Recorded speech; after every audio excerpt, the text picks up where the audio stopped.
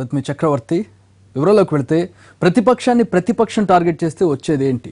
ఒక్క సీటు లేని కాంగ్రెస్ ఏపీలో అపోజిషన్ పార్టీపై ఎందుకు గురిపెట్టింది? సొంతంగా బలం పెంచుకోవాల్సిన పార్టీకి ప్రత్యర్థిని వీక్ చేస్తే ఉరిగేదేంటి? శత్రువుకు శత్రువుని మిత్రుడు అనుకోకుండా వారితోనే తలపడాలనుకోవడానికి కారణం ఏంటి? అసలు ఆ పార్టీ అంతిమ లక్ష్యం ఏంటి?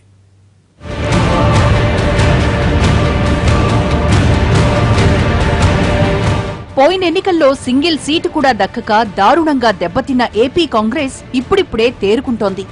తను పుంజుకునేందుకు వైసీపీని టార్గెట్ చేయాలనుకుంటోంది. అధికారంలో ఉన్న తెలుగుదేశాన్ని వదిలి ప్రతిపక్షాన్ని లక్ష్యంగా చేసుకోవడం వెనక ఏపీ కాంగ్రెస్ నేతల్లో భారీ ఆశలే ఉన్నాయి. విభజన దెబ్బతో మట్టి కరిచిన పార్టీని తిరిగి నిలబెట్టేందుకు నానా తంటాలు పడుతోంది రఘువీర టీం. పోయేవాళ్లు పోగా ఉన్నవాళ్లతోనే ఏదో ఒక కార్యక్రమం చేస్తూ పార్టీ ఉనికిని చాటుతున్నారు పీసీసీ అధ్యక్షుడు రఘువీర.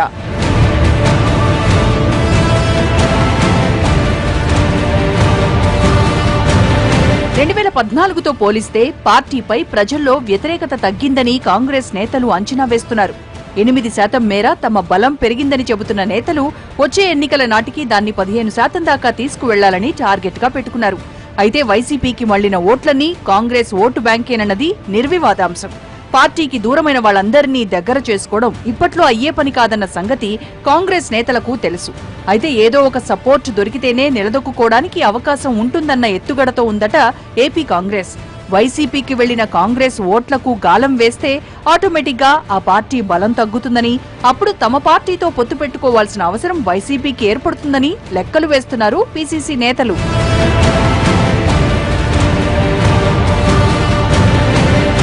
అందుకోసమే ఓవైపు టీడీపీ, బీజేపీల్ని విమర్శిస్తూనే వైసీపీ ఓటు బ్యాంక్ కి గండి కొట్టాలన్న టార్గెట్ తో కాంగ్రెస్ వ్యూహాత్మకంగా వ్యవహరిస్తోందంటున్నారు. ఆ టార్గెట్ తోనే వైసీపీపై కూడా ఏపీ పీసీసీ కస్సుబుస్సుమంటోంది. అలా వైసీపీని వీక్ చేయడం ద్వారా పొత్తును అనివార్యం చేసి ఫ్యూచర్లో లబ్ధి పొందవచ్చని ఏపీ కాంగ్రెస్ ఆశపడుతోంది. అంతేకాదు, ప్రత్యేక హోదా కోసం వైసీపీ కూడా పోరాడుతోందని, రాష్ట్రాన్ని కాపాడుకునేందుకు హోదా ఇచ్చేవారికే కేంద్రంలో మద్దతు ఇవ్వాల్సిన అవసరం ఉందని జగన్ అంటున్నారు. అధికారంలోకి వస్తే ప్రత్యేక హోదా ఇస్తామని రాహుల్ ప్రకటించిన నేపథ్యంలో కాంగ్రెస్ తో కలవడానికి జగన్ కి కూడా అభ్యంతరాలు ఉండవని ఏపీ కాంగ్రెస్ నేతలు అంచనా వేస్తున్నారు.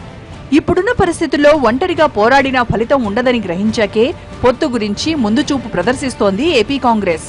కనీసం 15 నుంచి 20 సీట్లలో పోటీ చేసే అవకాశం దొరికినా పార్టీని బతికించుకుంటామంటోంది.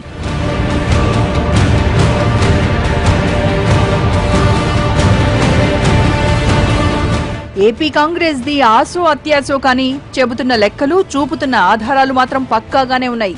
ఈ స్ట్రాటజీ ఎంతవరకు వర్కౌట్ అవుతుందంటే ప్రస్తుతానికి వెయిట్ అండ్ సీ.